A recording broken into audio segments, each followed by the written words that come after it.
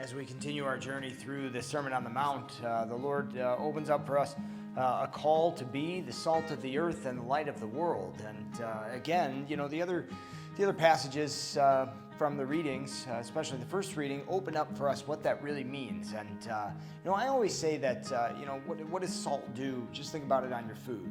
It draws out the flavor. In some ways it shows you or helps you to taste what's really there, if you will. And if we are to be the salt of the earth, I think part of it is we are called to really demonstrate what it means to live the human life. And so flashback to the first reading, Isaiah, the prophet, calls us to act with charity, feeding the hungry, sheltering the homeless, clothing the naked. That's half the corporal works of mercy that the church holds up for us. To feed the hungry, give drink to the thirsty, clothe the naked, shelter the homeless, visit the sick, visit the imprisoned, and bury the dead as well. So, there's this call, early on, years and years and years before Jesus, that this is what it is to really live the human life. This is what it is to live in humility before God, to do His will, to care for our brothers and sisters in need. And in doing so, you become, the light of the world. I mean, really, like stepping out in charity, providing for others, you become a light for others. And it's interesting how Isaiah puts it.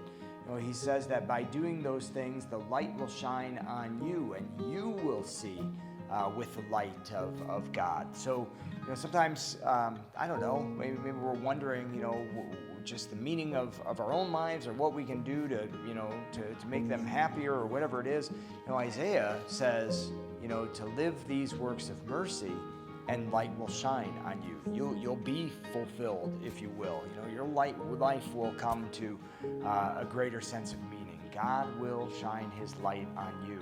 And so Jesus' call, on the one hand, isn't anything new. It's part of the tradition, part of Isaiah's prophecies, but it fits right in this call to be greater, if you will, be better. And we'll see that as we continue on this journey that that call, it's not easy, right? It's not easy to be the salt of the earth or the light of the world. But next week we're going to find out that Jesus says, I know it's not easy, and I know you can't do it on your own. That's why, I'm stepping into this world and in your world to lift you to a higher place, to encourage you, to give you the strength to live your life as God has called you to. So let's not lose our own savor. Let the Lord be for us the light in our hearts and in our lives, that we may be the salt of the earth and the light of the world along with Him.